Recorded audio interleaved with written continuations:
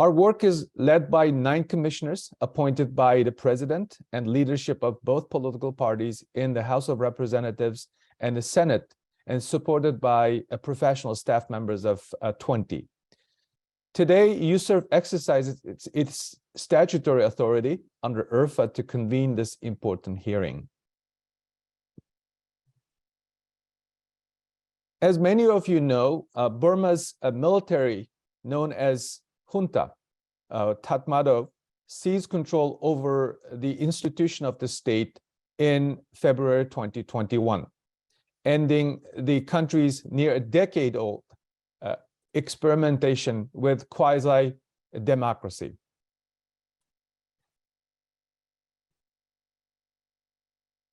It subsequently set up a facade of a government through the State Administration Council, or SAC.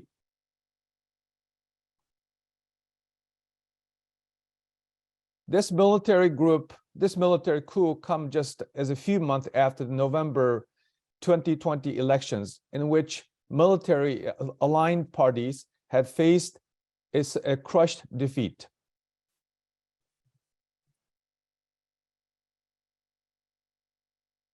USCIRF has consistently reported for many years the Burmese military is the primary perpetrator of violence against country's ethnic and religious minorities, including the Rohingya community.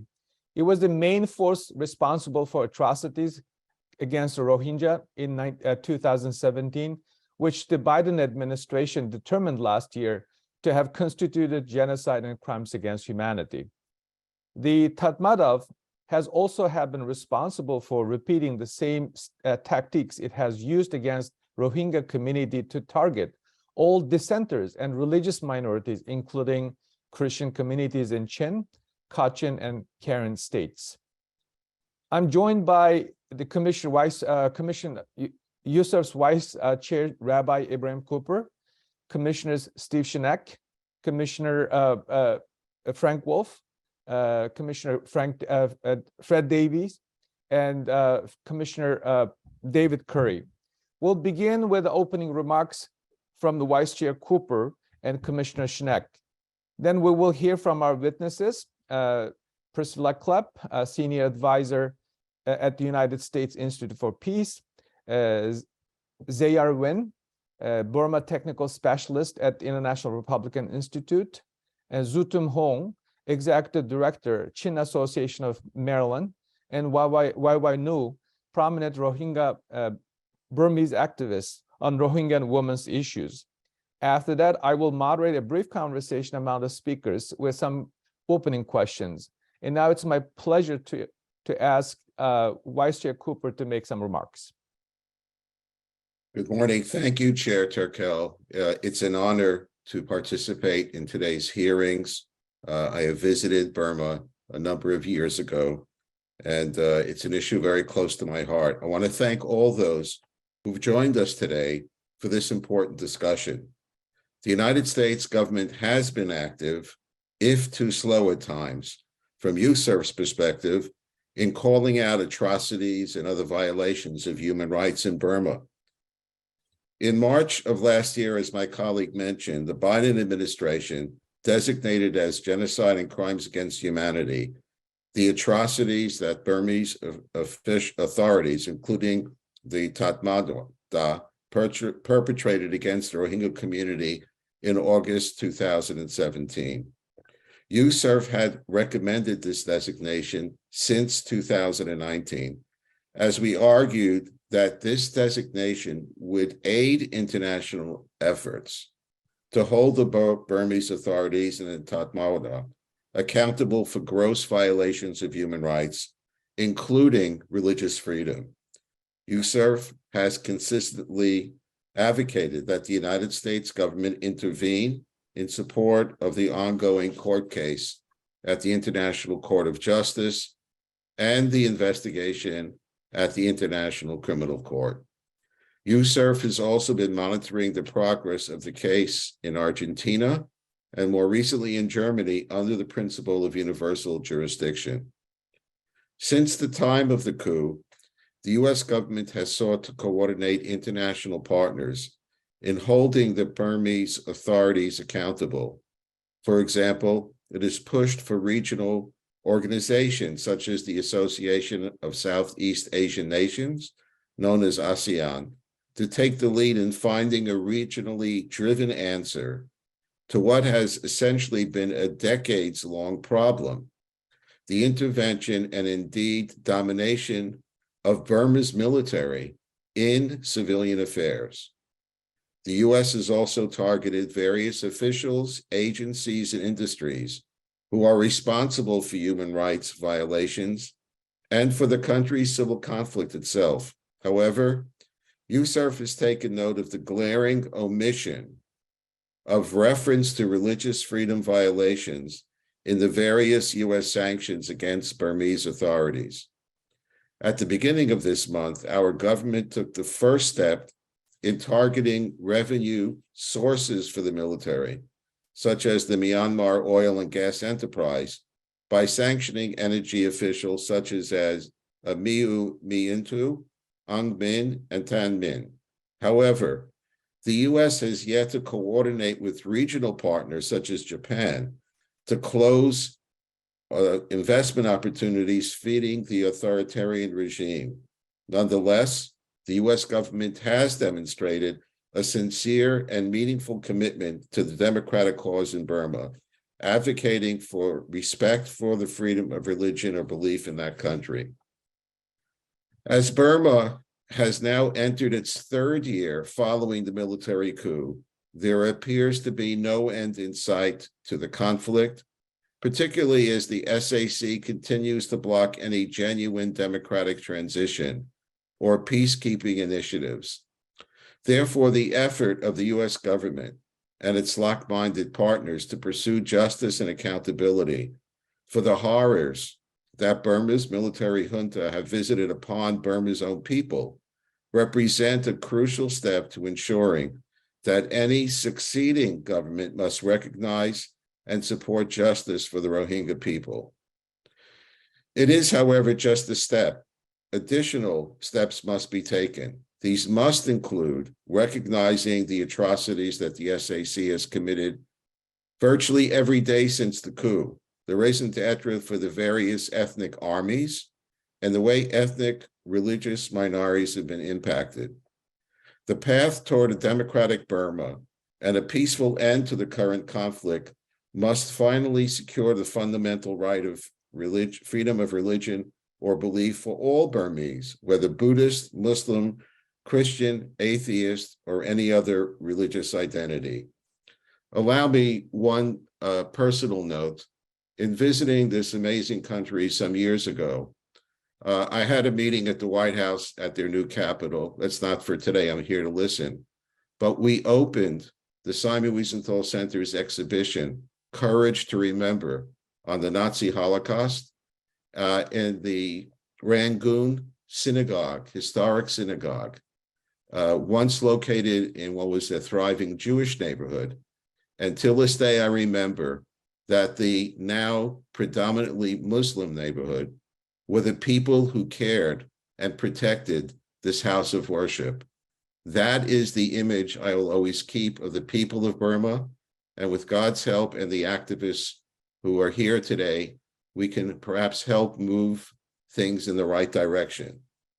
With that, I would like to turn the floor over to my distinguished colleague, Commissioner Schneck, who would like to say a few words as well. Thank you, Rabbi Cooper, and thank you for adding those personal remarks. I think I would speak for everybody on the commission in having those same hopes.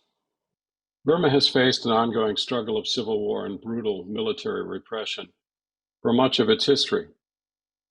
The brief decade of quasi-democracy that ended in February 2021 offered a tenuous respite. It was a period of opening civil and political freedom, as well as significant economic growth.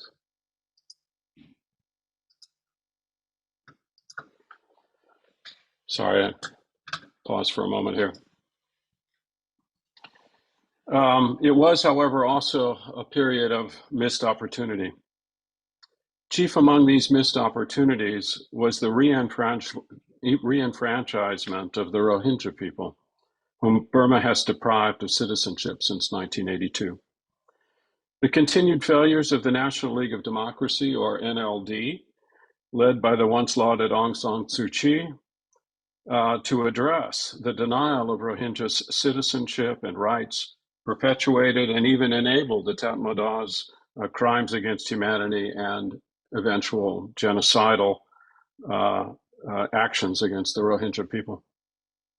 This glaring mistake haunts the National Unity Government even today, which is comprised primarily of NLD officials who escaped the Tatmadaw crackdown following the coup.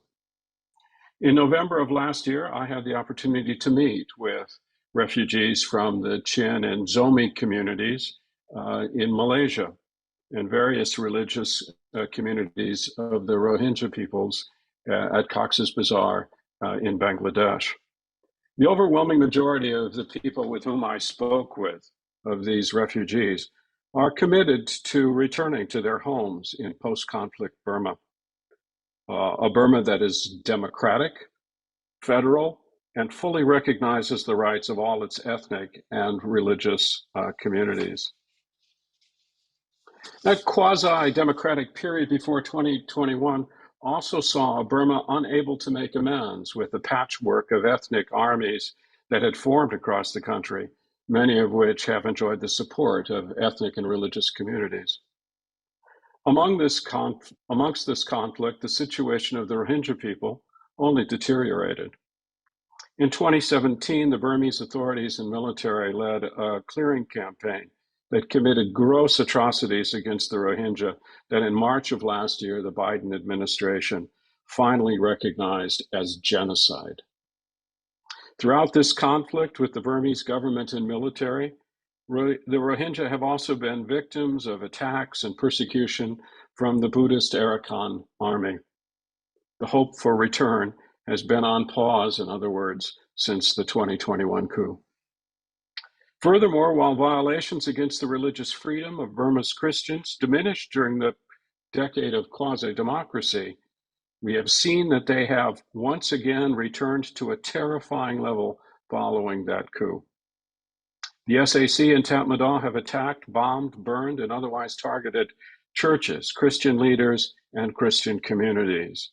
The SAC has pinned its legitimacy in part on the state sponsorship of hardline Buddhist nationalists, some of whom have openly advocated for violence against religious minorities. The SAC has also pledged to, quote unquote, protect Buddhism through the law by prosecuting blasphemy and allegations of insults to that religious tradition. It is clear to USCIRF that religious freedom is not a priority of the SAC. It is therefore logical to conclude that a Burma run exclusively by the SAC will not protect religion, will not prioritize religious freedom. The real question before us then is what the United States can do to protect religious freedom in Burma and those most vulnerable communities who are in desperate need of that protection. With the passage of the Burma Unified Through Rigorous Military Accountability Act, also known as the Burma Act of 2022, the United States is empowered to engage with a myriad of pro-democracy groups, opposition forces, and ethnic armed organizations. Through this hearing, we at USCIRF ask how the United States government can place religious freedom at the center of its discussion with these diverse organizations, particularly when discussing the construction and development of a post-SAC Burma. To answer this and to update our understanding of the current situation on the ground, we have assembled an accomplished team of Burma experts to update the Commission on current religious freedom conditions in that country and to provide all of us with recommendations on how we can better monitor, better advocate for freedom of religion or belief in Burma as we advise our counterparts throughout the United States government. I want to sincerely thank each of our witnesses here today for their time, their contribution, for their sacrifices, and for all of the effort they take in their daily lives to pursue the protection of this fundamental right for the long-suffering people of their country. I will now turn the proceedings back over to Chairman Turkel. Chairman Turkel. Commissioner Schneck, thank you so much. I wanted to apologize for the technical glitch earlier when I was delivering my opening remarks. With that, we're going to move on to our witnesses. Our first witness is Priscilla Klepp, a senior advisor at the United States Institute of Peace. Ms. Klepp, you may begin your testimony. Thank you very much, Commissioner Turkel. I am very pleased to have been invited to testify today before this commission. Your work is very, very important, and it has particular importance in the context of Burma.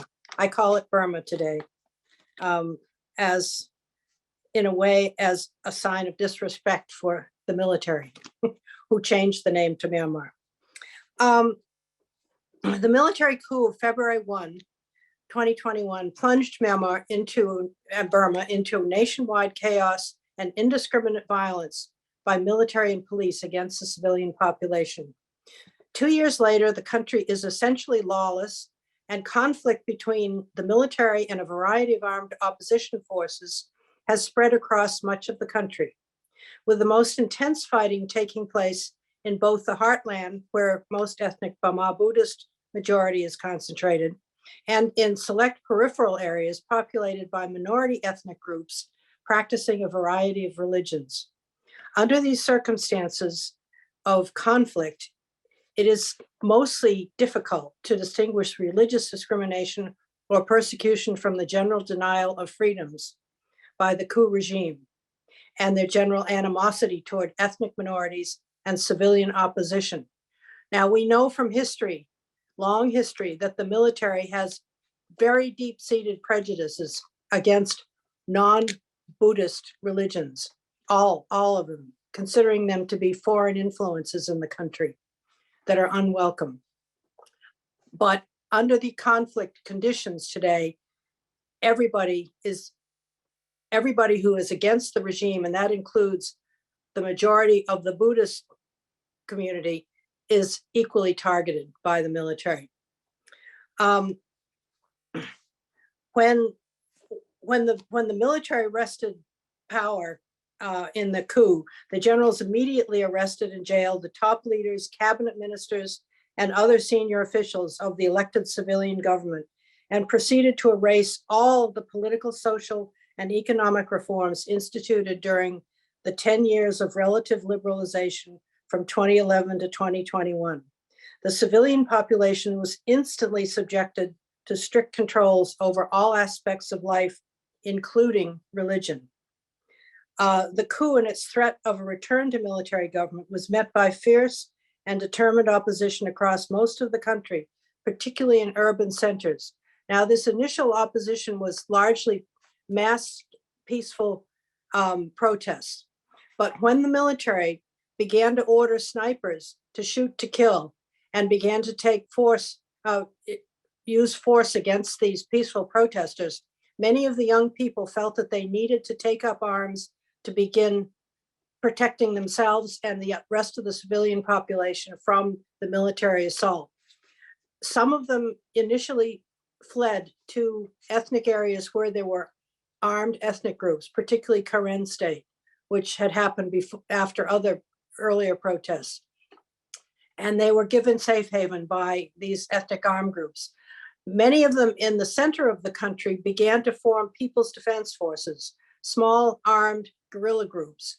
Now, these are people that were not trained at all, but over time, and it's been a 2-year period, they have become actually trained, uniformed, and active guerrilla forces against the military, and they're taking a big toll on the military. But they are largely trained, many of them have been trained by the ethnic armed groups, because there are now a number of these ethnic armed groups that are siding with the opposition openly and harboring them and fighting together with them. So that has caused a wave of violence, violent conflict across a very large part of the country. In fact, in his recent announcement that the elections were being postponed, the top general Min Aung Hlaing admitted that the military controls less than half the country now, and that's why they can't run elections. That is a very telling admission on his part, because he has been pretending all along that the military was in control. In the weeks and months after the coup, various elements of the opposition developed organized identities, such as the committee representing the Pithu Luto, or parliament, which we call the CRPH, for elected political leaders, the Civil Defense Movement, or CDM, for the striking civil servants. And I would say that a very large portion of the civil servants are no longer working for the government. This includes, hospitals, teachers, as well as people that work for the government in Naypyidaw. The General Strike Committee, various ethnic minority political parties, and civil society organizations. Leaders from these groups quickly came together in the National Unity Consultative Committee, NUCC, that you will hear more about later probably, and the National Unity Government, the NUG, which is the most, between these two bodies are the most diverse governing bodies in the history of Burma. They formed to make plans for an alternative democratic federal government. They are advocating a complete overhaul, not only of government, but in a way of society. They're not putting it that way, but I am, because they really want to change the way that Burmese society looks at itself and to eliminate much of the discrimination that exists. This is a very tall order, and it's going to take a long time, but this is their ambition. And they're working on it very hard. I have been watching this process very, very closely for the last 2 years, and we talk frequently with people on the ground there. And it is, I'm struck by the degree of unity that they are achieving. They haven't reached, a total unified goal yet, because there's still a deep reservoir of distrust between on the part of the ethnic groups vis-a-vis the Bama majority that has ruled them for so many years. They have a hard time believing that they can actually come together. But at any rate, they are working on it, and I think there's been great progress over the 2 years. But it's the way the conflict has progressed has affected all three of the major religions, including Buddhism. Religious figures and facilities have not been spared from assault by the junta military. Although the patterns of attacks suggest that violence against religion per se has been motivated more by military considerations than by prejudice against particular religions. In other words, military commanders undoubtedly see religious figures and facilities as sources of support and safe haven for the resistance forces. Furthermore, all three religions, as I said, have been more or less equally targeted by military assault on the opposition. Buddhists themselves have been deeply affected by the coup, to the extent that the military leaders over the years have gradually weaponized Buddhism as part of their justification for maintaining strict control over the country's governance, portraying Christian and Muslim religions as examples of foreign interference and threats to the country that must be suppressed. Military leaders have propagated a radical form of ethnic Bama Buddhist nationalism. Over time, an extremist minority of the population that adheres to this justification for military rule has become the base of support for military political party, the Union Solidarity and Development Party, or USDP. The USDP incorporated this radical version of Buddhist nationalism into its campaign slogans for the 2020 elections and lost badly to the NLD in the NLD landslide. In the wake of the coup, a number of prominent monks came out as staunch supporters of the military leaders, promoting violence against the resistance and encouraging their followers among the monkhood to take up arms themselves against perceived political opponents. They preached that the coup was necessary to save the country from becoming an Islamic state, and that the military chief is the protector of Myanmar's race and religion, meaning Burma Buddhist nationalism. Because the large majority of Myanmar's Buddhists remain faithful to the original, essentially peaceful form of the religion, this has created deep divisions inside the Buddhist religion in Myanmar, Burma, setting Buddhists against each other. Since the coup, this religious division has turned violent. As in previous rebellions against military rule in Burma, especially the Saffron Revolution of 2007, most monks remain on the side of the people against military brutality and excessive mistreatment of the civilian population. They adhere to the fundamentally peaceful tenets of Buddhism and openly side with those opposing the coup. Buddhist nationalists to form dozens of monks have been detained and killed in some 100 Buddhist religious buildings, including 20 monasteries of Magway and Sagaing that have been destroyed. This is in the center of the country.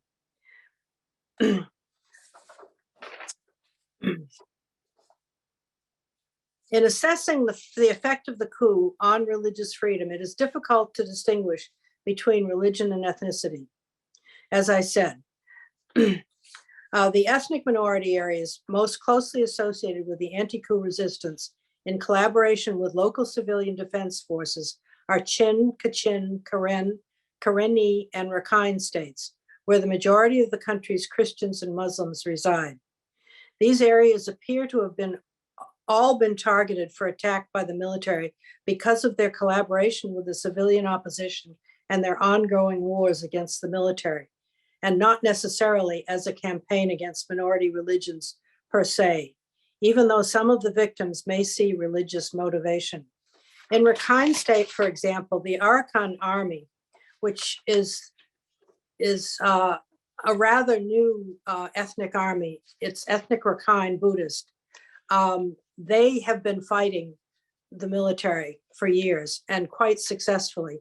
Right now, there is a pause in that fighting, but it is going to resume, I think, at some point. And the Arakan Army has actually been associating itself with the NUG and the resistance in the rest of the country, and they have been training some of the People's Defense Forces in the middle of the country.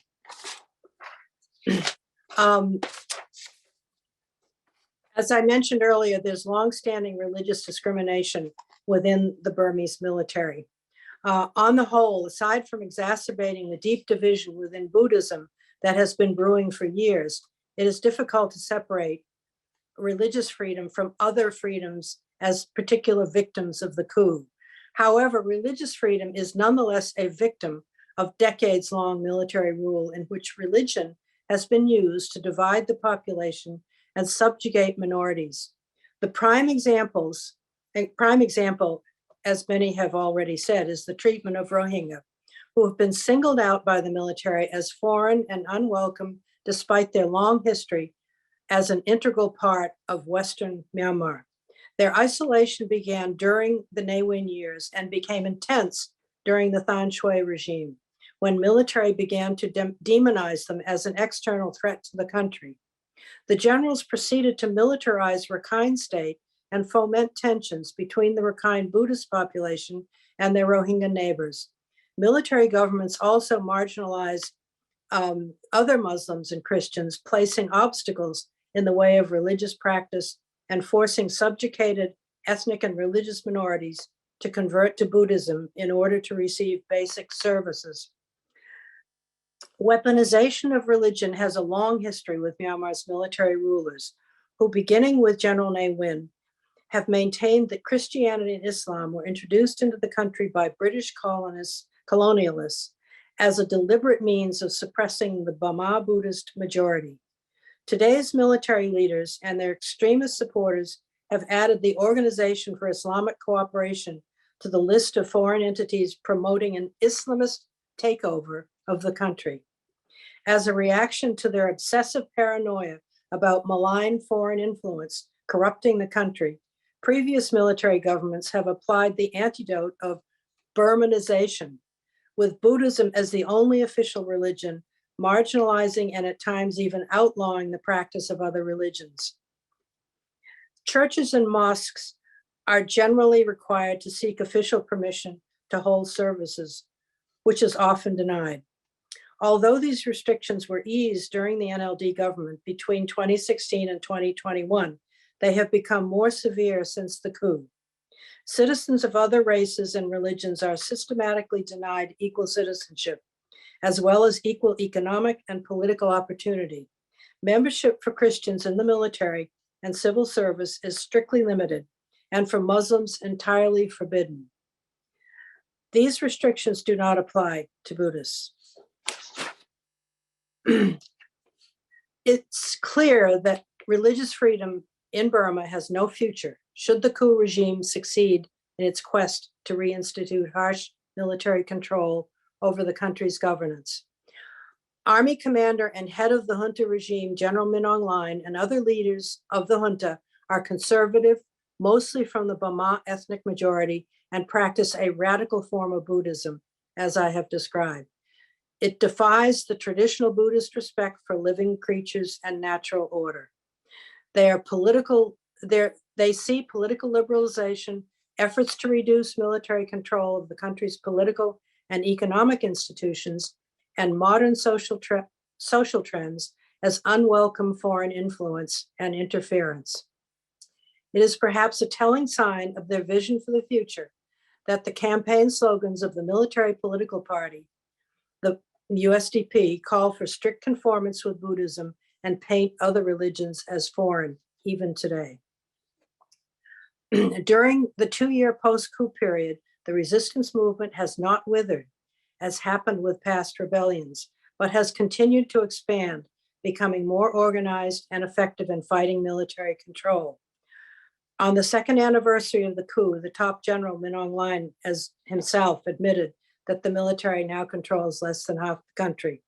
The resistance, which calls their movement the Spring Revolution, promises a new federal democracy that will revolutionize the social and political order by instilling equality, pluralism, and tolerance for diversity, overturning the ethno-religious and other divisions spawned by military leaders to ensure control over a divided population.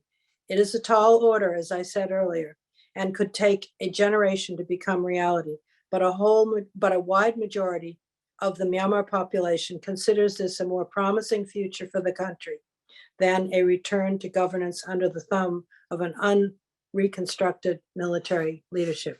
Thank you very much. Thank you very much for your testimony. Next, I'd like to ask Zayar Win to begin his testimony. Mr. Win is a Burma technical specialist at the International Republican Institute. You may begin your testimony. Thank you. Thank you. My name is Zayar Win. Thank you, Chair Taco and Vice Chair Cooper, as well as other commissioners for the opportunity to speak at this important hearing. I'm grateful to join my distinguished fellow panelists in this hearing. I'm Burmese and I'm a Rohingya Muslim. I have been advocating for democracy and human rights for more than decades and have conducted extensive research on the religious and communal conflict. When I lived in Burma, I experienced the challenges of the religiously based segregation, discrimination, and violence firsthand. I left my country in July 2017, just before the military launched its brutal and indiscriminate operation against the Rohingya that killed more than 10,000 Rohingya, devastated 400 villages, and forced as many as 800,000 Rohingya to take refuge in Bangladesh. Although I'm now safe in the US, several members of my family remain in Burma and in Bangladesh Rohingya refugee camps. I currently work as a Burma technical specialist at the International Republican Institute, IRI, which promote democratic institutions and values around the world. At today's hearing, I would like to highlight 3 ways that the Burmese military coup in February 2021 has affected religious freedom.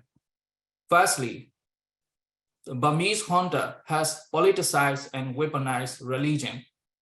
Since the coup, the junta has portrayed itself as the savior of Theravada Buddhism and a promoter of the Burmese race, culture, and traditions. The military and their political party, the Union Solidarity and Development Party, justified the coup as necessary to defend Buddhism. Moreover, the military has securitized or labeled the current pro-democracy movement as an existential threat to the Burma's national identity, namely Burmese culture and traditions that the military ostensibly protects. The junta allows online and printed media to increasingly disseminate hate speech towards Rohingyas, other Muslims, and Christians in an effort to conflate religious others with the current pro-democracy movement. This is part of a strategy to portray the current pro-democracy movement as foreign sponsor and therefore an existential threat to the nation. This is more destructive than the outright restrictions on the rights and freedoms of the beliefs of the religious minorities. And even though the military's use of the religion as a tool, political tool, is not a new phenomenon, this strategy has allowed the Burma's junta to consolidate its inner circle, build public support, tarnish the pro-democracy as activists as national traitors, and legitimize their brutal campaign against the civilians. Secondly, the junta has allied itself with religious extremists and sought to their support as leaders seek to defend Buddhist supremacy in Burma through whatever means necessary. The military and military generals and their ally USDP patronize and fund Buddhist supremacist organization called the Association for the Protection of Race and Religion, better known as Mabata. The junta recently granted honorary awards to ultranationalist Buddhist monk Wiratu, notoriously known as Buddhist Bin Laden. In addition, the junta has equipped and trained ultranationalist pro-junta militia to counter the local pro-democracy resistant forces. In order to successfully co-opt religion, the military rulers have courted Buddhist chauvinists that threaten religious minorities. Third and finally, the junta's violence has deliberately targeted religious minorities. While the junta kills its opponents indiscriminately, they also deliberately target religious minorities and their houses of worship in ethnic minority areas. According to the local news outlet, military forces has destroyed more than 160 religious buildings, including monastery, churches, mosques across Burma in the last 2 years since the coup. According to the local records from the Muslim community alone, at least 85 Muslims, including 3 Maulvi imams, were killed for their pro-democracy work. 10 were arbitrarily arrested and beaten to death during interrogation or imprisonment. Local perceive these incidents as an intentional attempt by the junta to oppress religious minorities and discourage support for the local resistance movement. So, how should we address this issue? I believe there are 3 particular steps that the US and its partners should take. First, recognize the unique role of religion in Burma and develop desecuritization policies to shape the discourses. Let me elaborate this argument. Religion is a private and individual matter in Western democratic society, but in Burma, religion profoundly linked with the local culture and politics. Many people in Burma have internalized the successive regimes' securitized anti-minority discourses, and therefore they perceive notions of the inclusion or religious freedom as part of an Islamic or foreign agenda against Buddhism. So as such, the US and its policymakers should utilize policies and tools to address this particular context and to desecuritize the existential threat discourse while promoting integration and peaceful coexistence among Burma diverse community. The US government should also empower progressive voices among youth and faith actors to engage in a battle of ideas against the entrenched inflammatory rhetoric about non-Buddhist communities. For instance, the US government can increase public awareness on the junta's discriminatory policies, the monks' anti-minority ultranationalist tirades, and civic and social responsibility. Second, invest in youth to foster inclusive citizenship that promotes civic nationalism rather than ethnocentrism. Today, youth are drivers of change. Many young people in Burma explicitly challenge the famous monk for their support of the junta. This progressive attitude is a new development in Burmese society and a driving force for the success of the Burma Spring Revolution since the 2021 coup. The US should support this development by providing space for youth empowerment and effective leadership culture, strengthening youth advocacy groups, and helping them build resiliency to sustain their efforts. Third, increase support to restore democracy and religious freedom in Burma. As long as Burma is a fragile and undemocratic state, it cannot function well, and its citizens will highly be vulnerable to attack on their fundamental rights, including the rights to freedom of religion. The US government should support documentations of the regime's religious suppression, expose these violations, and continue to exert pressure on the juntas to hold it accountable for their human rights abuses. The US should work closely with regional allies and partners like Malaysia and Indonesia, who have spoken out about Burma's religious persecution in the past and since the coup. Additionally, the US government should continue funding the pro-democracy movement and those working to bring more inclusive, responsive, democratic government to Burma. Leaders at the highest level in Congress and the administration should simultaneously focus on Burma and engage in allies in the West and the region to put collective pressure on the junta to restore civilian rule through an all-inclusive political framework. Thank you very much. I appreciate the opportunity to participate in this hearing and share my testimony and recommendations. I'll be happy to answer any questions that you have. Thank you. Thank you very much. Now we're gonna move on to our next witness, Mr. Zuhtum Huming, Executive Director of the Chin Association of Maryland. You may begin your testimony. Chair Tagel, Vice Chair Cooper, and members of the Commission. Thank you for holding this important and timely hearing and inviting me to speak this morning. My name is Zuhtum Huming, Executive Director of the Chin Association of Maryland. CAM is a nonprofit organization based here in Maryland with an office in Washington, D.C. We advocate for religious freedom and human rights in Burma. We also advocate for durable solutions for Chins and other refugees and internally displaced persons from Burma.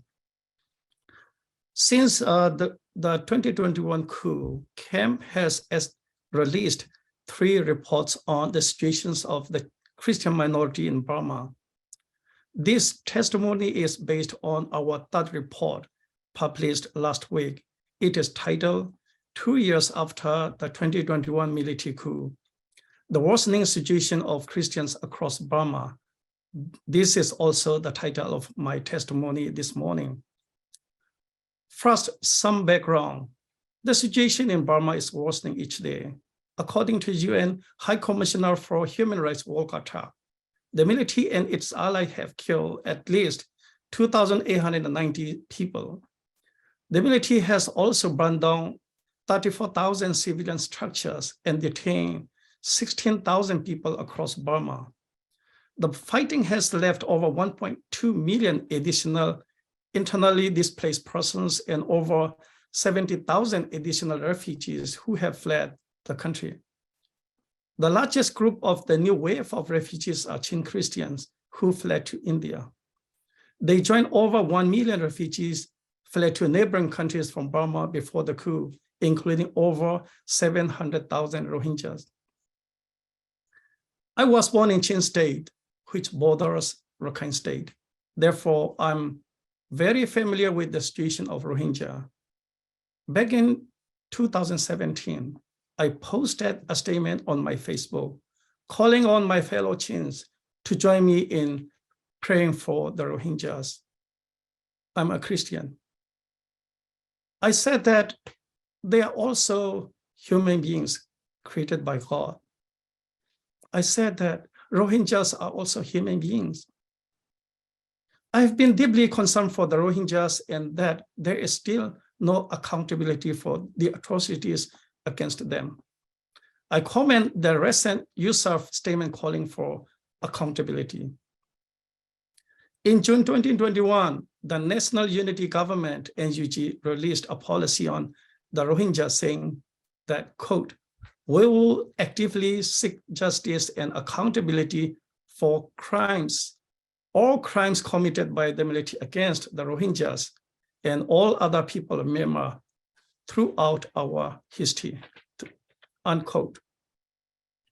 Just after the 2021 coup, Christian leaders of Burma, including the Catholic Bishops' Conference of Myanmar, the Myanmar Council of Churches, and Myanmar Christ Mission Cooperation Board issued a joint statement, quote, "We share the fierce and serious concern of all people in Myanmar over the Tamato's control of power," unquote.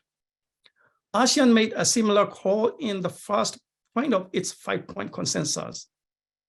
First, there shall be immediate cessation of violence in Myanmar and all parties shall exercise utmost restraint.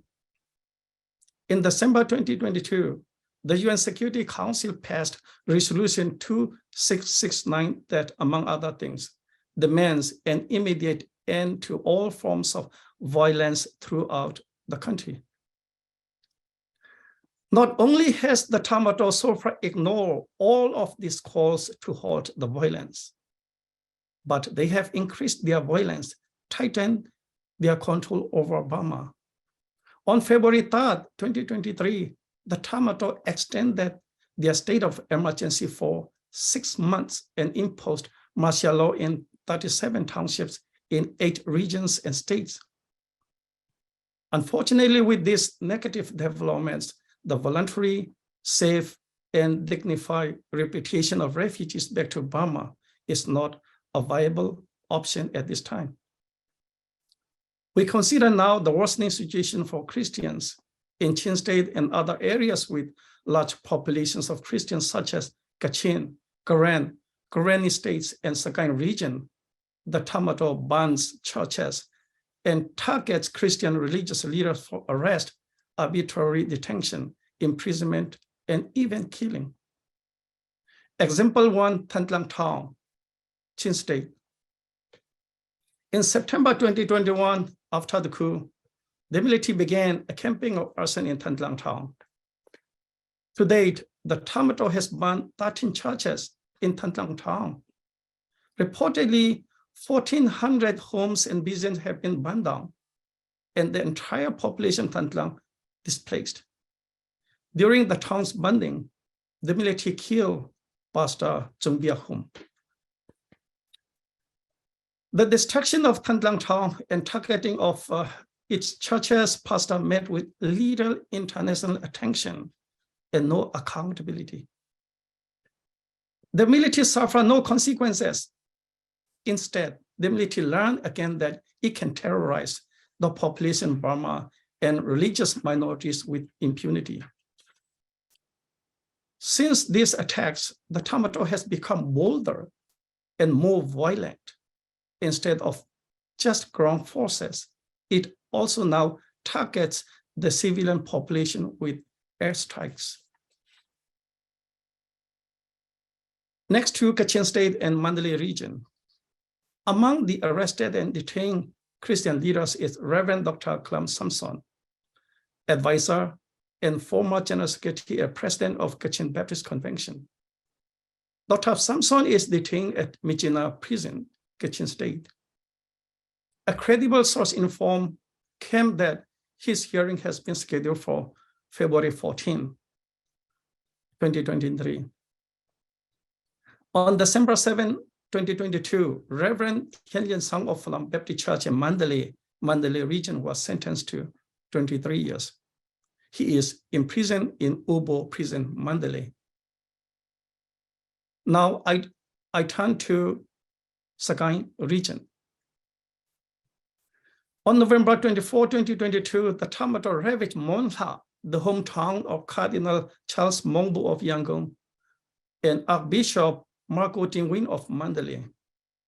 The military killed a 7-year-old child, a 40-year-old woman, and a 30-year-old man, all civilians, and burned down 200 of the 700 buildings in the village, including a church and school for which Cardinal Bo helped raise funds. At 8 a.m. in the morning on January 14, 2023, Tamatol troops enter Chanta village and spent all day burning down houses. They stay overnight in the Church of Our Lady of the Assumption, a 129-year-old building. The next day, on Sunday morning, January 15, they set fire to the church, along with the parish priest's house and the nuns' convent. On January 22nd, Pope Francis expressed sadness for these attacks. Quote, "Sadly, my thoughts turns in particular to Myanmar, where the Church of Our Lady of the Assumption in the village of Chanta, one of the most ancient and important places of worship in the country, was burned and destroyed. I'm close to the helpless civilian population subject to severe trials in many cities. Please, God, that this conflict will soon come to an end, opening a new period of forgiveness, love, and peace. Let us pray together to Our Lady from Myanmar," unquote. My written testimony and the camp's reports have more details of the Tamatol's atrocities. I encourage you to read them. In conclusion, I have the following recommendations to the US Congress. Conduct a congressional fact-finding mission to the India-Burma border area and the Thai-Burma border area related to the protections of IDPs and refugees and atrocities against the religious minorities. Include language condemning the violations of religious freedom by the Tamatol in future US legislation and UN resolution on Burma, especially at the UN Security Council. To the administration, designate atrocities against Christian minorities, especially the Chins, as war crimes and crimes against humanity, consistent with the designation of crimes targeting the Rohingyas. Given the Tamatol's increased air attacks, I add another recommendation to the administration. Work with NUG, National Unity Government, and armed organizations and others to allocate some of the non-lethal assistance for protections of the civilians from the Tamatol's air attacks. Thank you.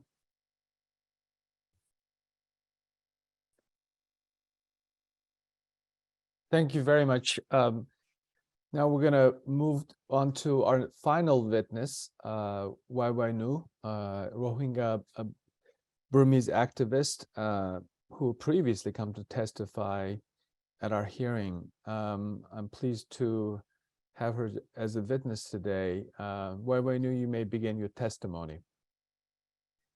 Thank you, Chair Turkle and Vice Chair Cooper, and to the whole U.S. Commissions on International Religious Freedom for inviting me to testify before you today. I'm grateful for this opportunity to share my remark alongside my fellow panelists following my participations in the Commission's previous hearing about the U.S. genocide determinations and their potential to prevent atrocities across the world. Through our focus on Burma's religious freedom violations today, I hope that the U.S. will be encouraged to effectively address the ongoing human rights and humanitarian catastrophe in the country. Ethnic and religious minorities in Burma have long believed in the U.S. potential to help bring them justice and accountability. This is because we have been persecuted for decades by being in a country, This is because we have been persecuted for decades by being in a country dominated by Buddhism and the Burma ethnic group. The Burmese military manipulated these differences to pit us against each other and justify its brutal attempt to control us by committing war crimes, crimes against humanity, and against Rohingya genocide. Due to these decades of impunity, the Burmese military launched an attempted coup over 2 years ago, and has since committed more mass atrocities that amount to crimes against humanity and war crimes, according to the Independent Investigative Mechanism for Myanmar and other United Nations and independent expert bodies. Ethnic and religious minorities are now facing such atrocities at an escalating level. These include a heightened risk of recurrence of genocidal attacks against the Rohingya. I myself join you today after facing years of persecutions as a Rohingya and Muslim woman in Burma. Due to my identity, the military imprisoned me and my family as a political prisoner for 7 years. My experience as an ethnic and religious minority in Burma and my time with the women detainees have since fueled my activism to end all forms of injustice in the country. Today, many more members of the pro-democracy movement are risking everything to ensure that Burma's federal democracy will be far from the so-called democratic transitions of the past. We must never forget that during that decade-long period, Rohingya Muslims were denied of citizenship, voting rights, and instead targeted with widespread hate speech, wave of state-sponsored violence, and the military's genocidal attack. While we reflect and change, the Burmese military continue to intensify its brutal practices across the country.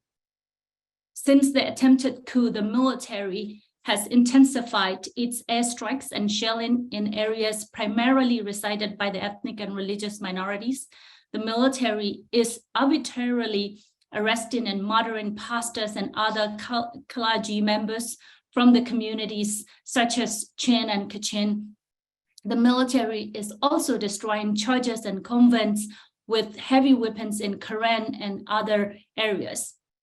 After releasing the notorious anti-Muslim monk Wirathu from prison, the military awarded him with an honorary title. The military and its supporters are now spreading hate speech and disinformation against Muslims and Rohingya, as well as women's human rights defenders on online platforms such as Facebook, TikTok, and Telegram. The military is also issuing past and new policies to further confine the over 600,000 Rohingya in Burma, who include the over 140,000 in internally displaced person camp in Rakhine State. These apartheid-like policies include restrictions on Rohingyas' freedom of movement, more requirement for the use of discriminatory national verification card, and frequent administrations of sweat and sit, or abusive family check-in process. These policies are restricting Rohingyas' access to healthcare, education, mosques, livelihood, and other basic needs. The military is fundamentally using these policies as arbitrary grounds to arrest and detain Rohingya. According to my organization, the Women's Peace Network, the military has arbitrarily arrested at least 2,700 Rohingya since the attempted coup, including over 800 women. The clashes between the military and Arakan army in Rakhine State, despite their so-called ceasefire, will continue to pose life-threatening risks to the Rohingya in Burma. Millions of people in Burma have thus been forced to flee their homes as IDPs and refugees over the past 2 years. All of them are denied reliable access to basic needs, safety, and services, as well as safety and protection. In Bangladesh and other countries in South and Southeast Asia, over 1 million Rohingya refugees are facing increasing securitization and surveillance from the squalid camp to the Bhasangsha Island. Among them, women and children are at particular risk of sexual violence and sexual exploitations from the members of their community and the local authorities. In countries that include in India, Malaysia, Rohingya refugee risks forced deportation to Burma. None of these communities are granted access to justice mechanisms. These deteriorating conditions both in Burma and Bangladesh are leaving Rohingya with no options but to escape by precarious journey that endanger them with human trafficking and deadly sea crossing. This was most recently demonstrated in the end of 2022 when hundreds of Rohingya fled by at least 12 boats, one of which carrying 180 people went missing. After these decades of military mass atrocities, it is devastating that the international community is still failing to protect Rohingya and all people in Burma. These delays in bringing justice and accountability to Burma has only emboldened the military to commit more atrocities against us. We feel disappointed because we know that under the US leadership, the international community can have the political will to pursue these actions. We are reminded of this potential in the international community's immediate response to the war in Ukraine. While we appreciate the State Department official determinations of the Burmese military's atrocities and Rohingya genocide, as well as the Congress passage of the Burma Act, these momentous acts require further measures to end human rights and humanitarian catastrophe in Burma. Therefore, today I urge the US to bolster the measures that it has taken with a comprehensive and sustainable strategy beyond ASEAN failed 5-point consensus.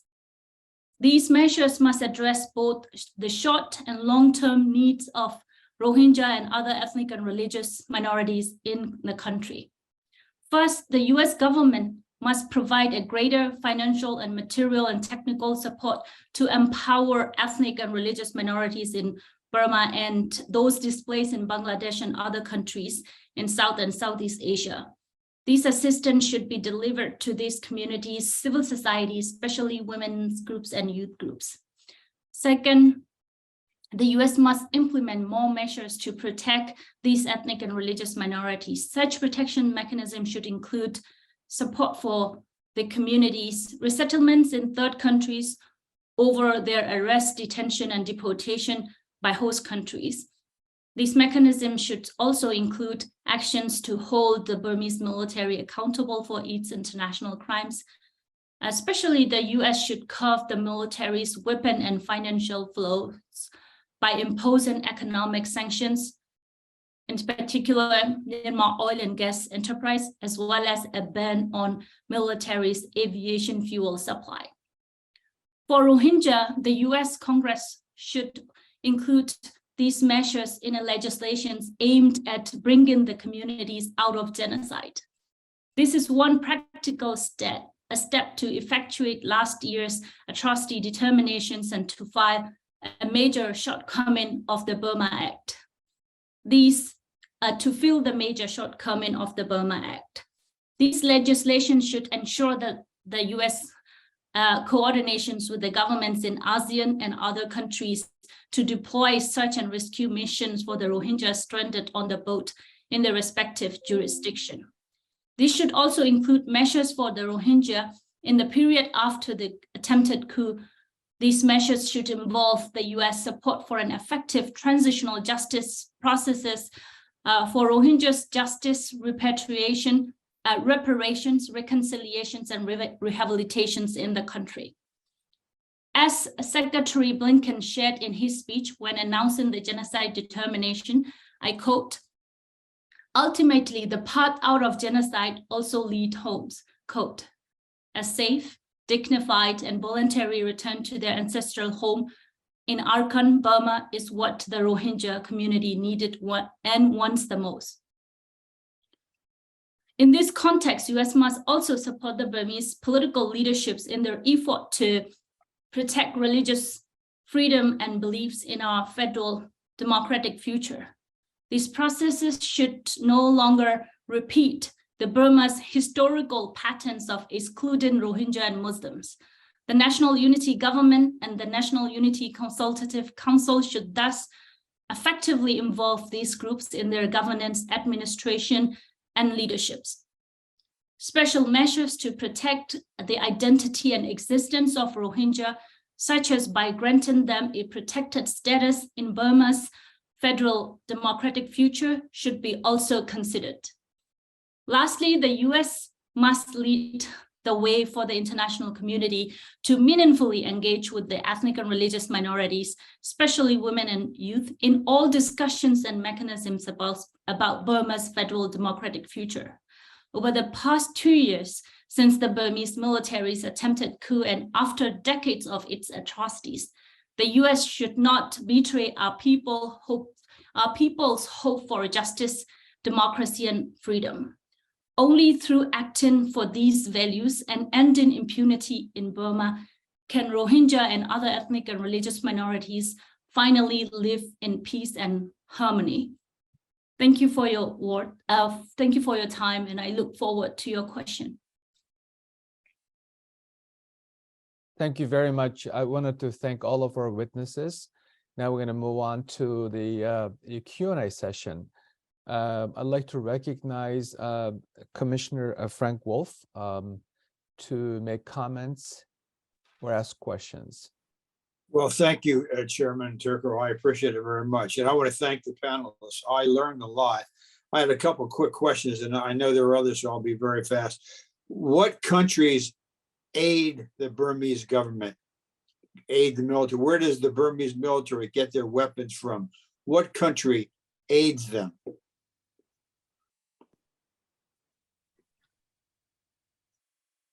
Shall I begin answering?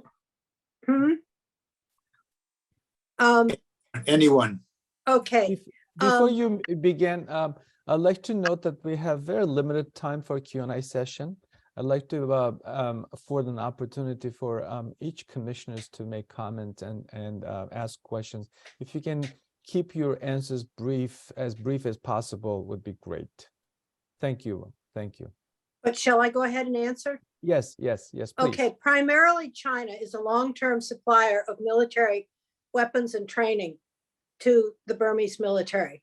But more recently, Russia has stepped in with advanced weapons, and particularly the very destructive weapons that the military is using against the civilian population now in the form of jet fighters, helicopters, and heavy artillery.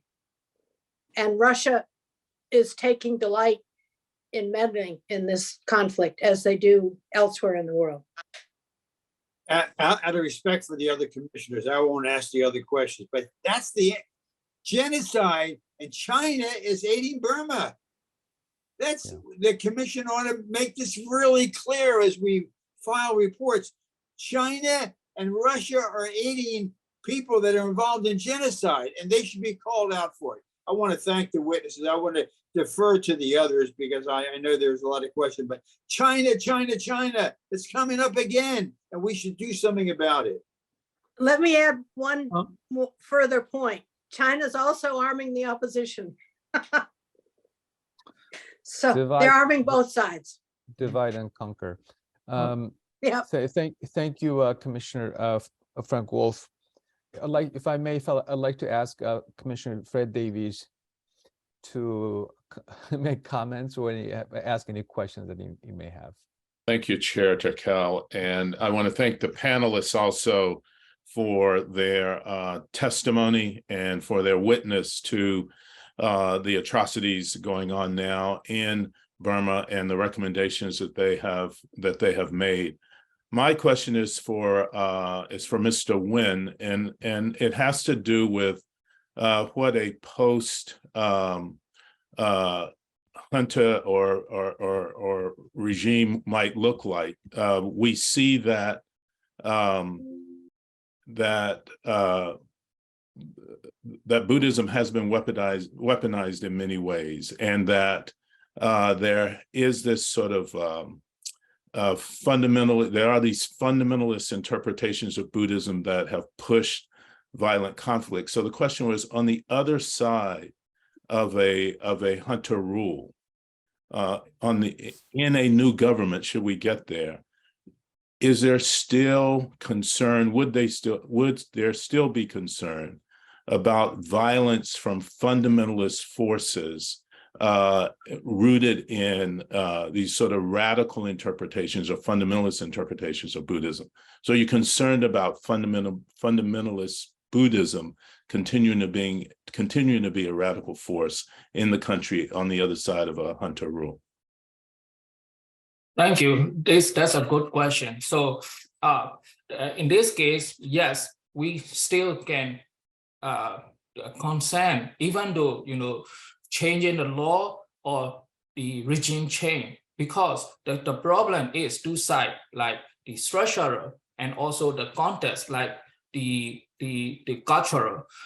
I mean, let me explain with shortly with my experience, personal experience. When I was in Burma, and I was a fresher doctor in 2008. So some patient came in my clinic, and then they saw me and, hey, this is Kala doctor, and then they went back.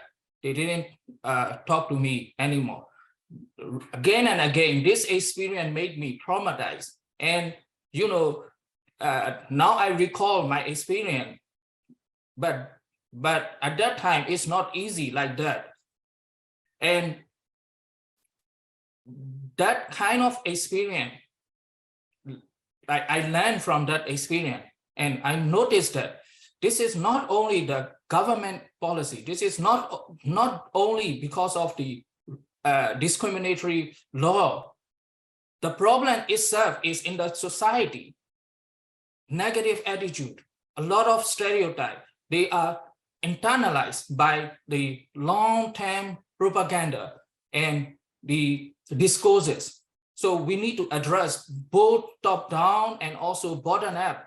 Like even though the regime change, or even though we overcome the legal restriction, we still the problem still in the society. We also need to engage in this the societal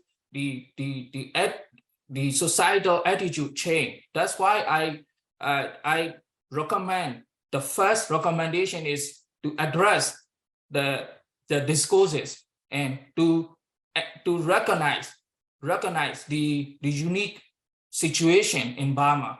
So otherwise the problem still be happening, even though whoever rule the country. So thank you very much. Thank you. Thank you. I'd like to recognize Commissioner David Curry for comments or questions. Thank you, Chairman. I have a question for Zotam Meng. The ASEAN members have missed some opportunities to speak out. Now Indonesia is going to be leading that. Do you have any hope that they're going to be able to hold Burma accountable? That's part one. The second part is maybe you could identify if there are natural partners in the ASEAN member countries who are willing to do so, if you know of any.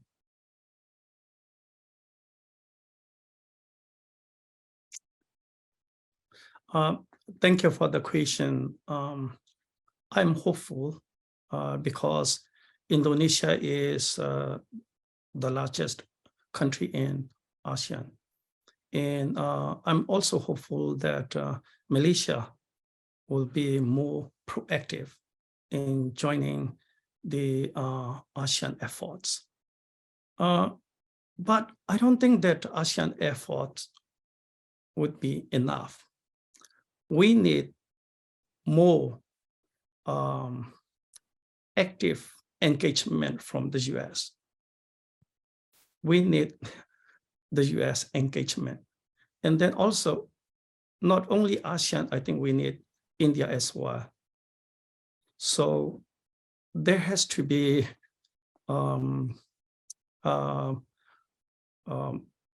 more partners and allies approach.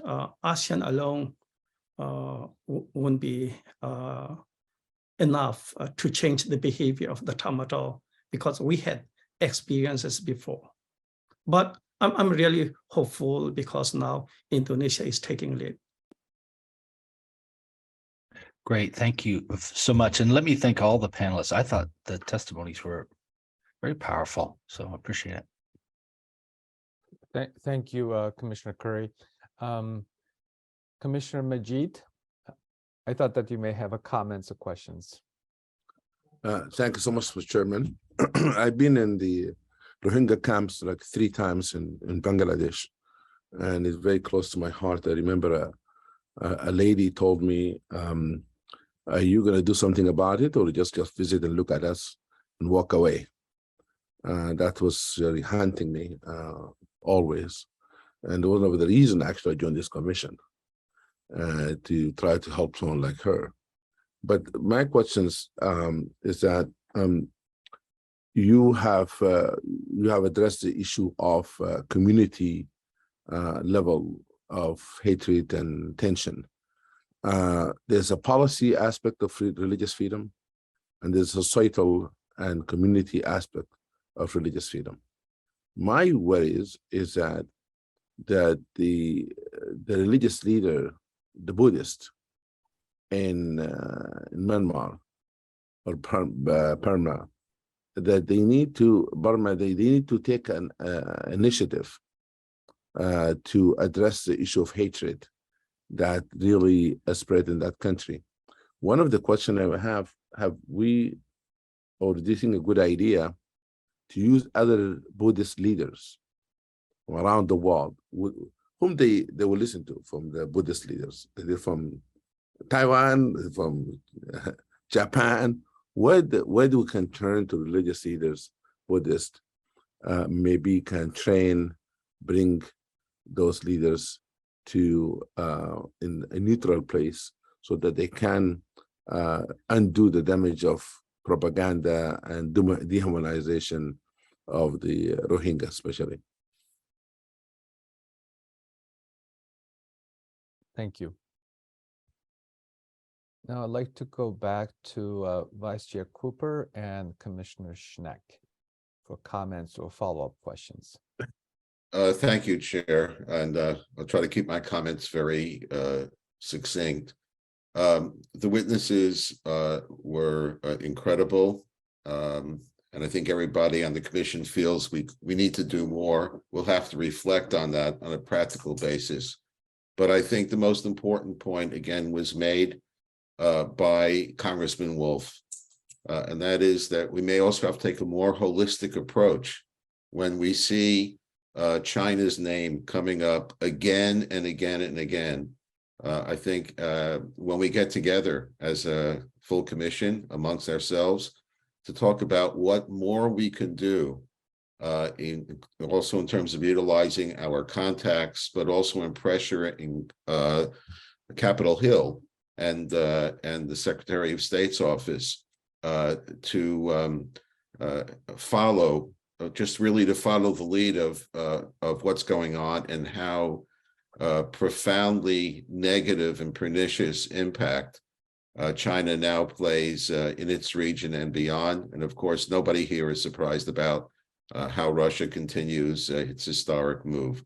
But if we're going to gain anything in terms of leverage, I think what we've learned today is we're going to have to increase our lens beyond just the borders of Burma in order to try to impact on the issue. Thank you. Commissioner Schneck. Thanks, Mr. Chairman. I too want to congratulate and thank all of the panelists, all the witnesses today for really profound testimony and has given the Commission much to think about. I just have a very specific question, and to make it, I guess, a bit more pointed, I'd like to address it to Wei Wei New. Ms. New, broken countries we have seen historically often devolve into warring factions along ethnic and religious lines. I mean, we saw that in the Balkans, we saw that in the Middle East, we see it in Africa today. And I guess that the hope currently for Burma is that the NUG will be able to form a government that will not allow that kind of devolution to take place in the country in a post-Tatmadaw a dictatorship situation. And I'm wondering if you have confidence in the ability of the NUG to play that role.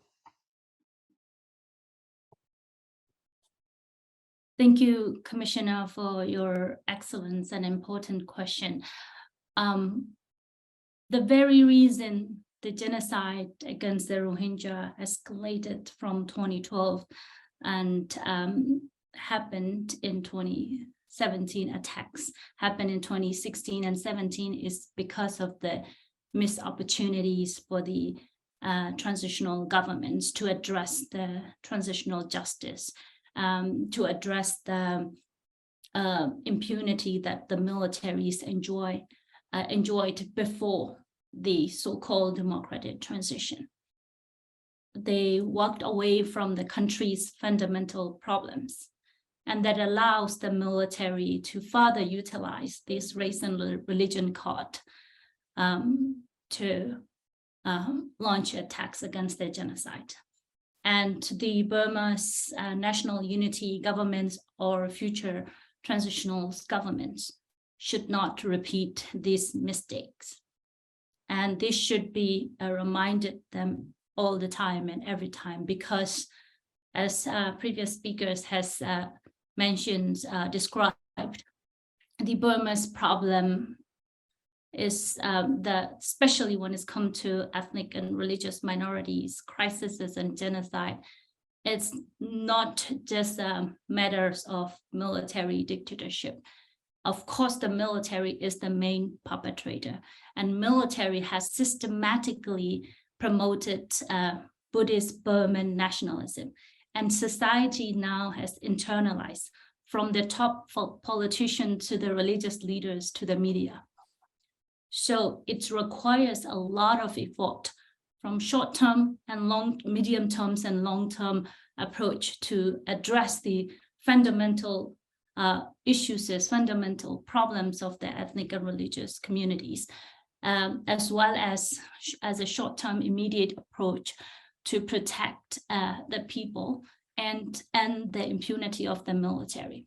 When it's come to long-term approach, I think one way to address is by having an effective transitional justice mechanism, regardless of who is in power and who will be in power, whether it's national unity government or other bodies.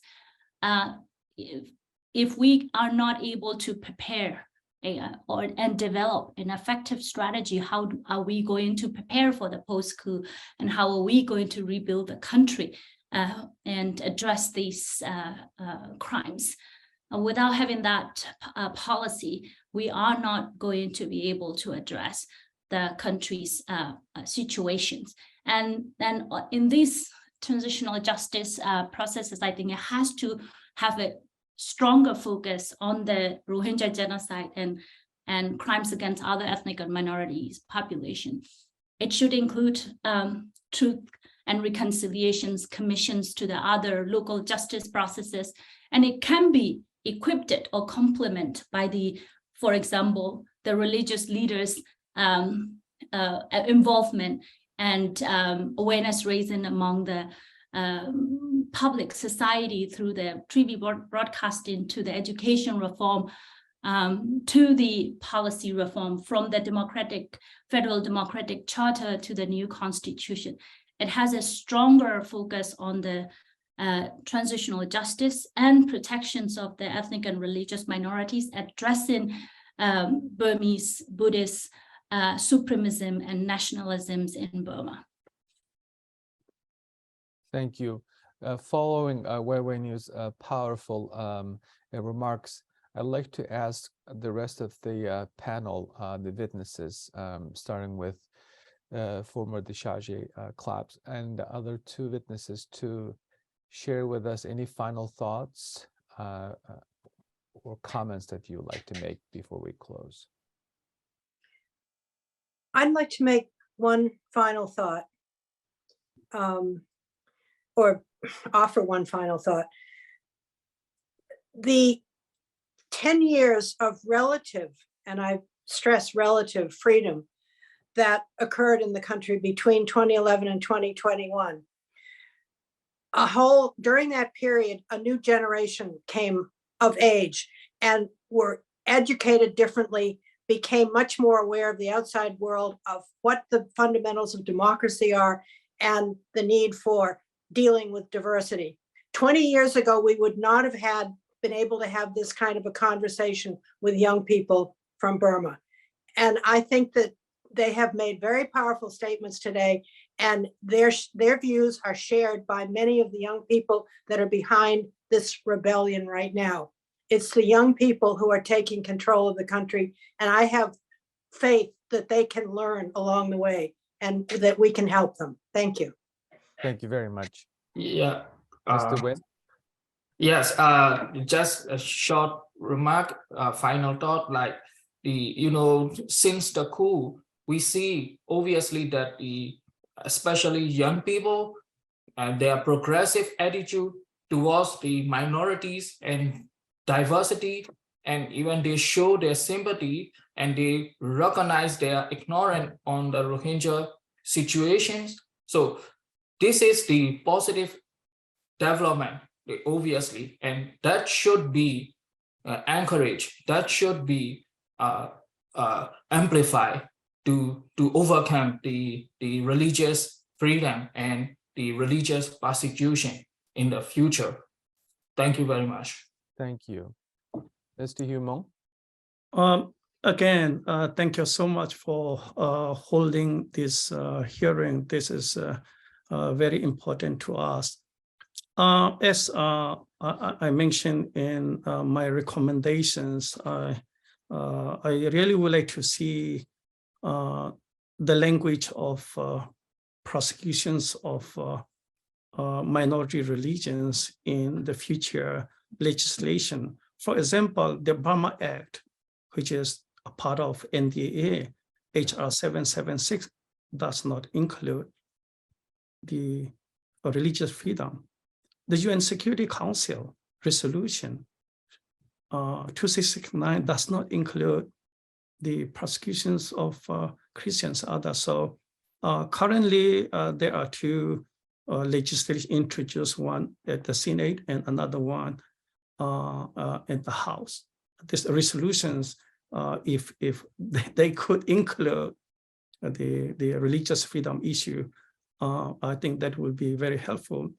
And then also another one, what I would like to repeat, moving forward, how are we going to topple down this military regime?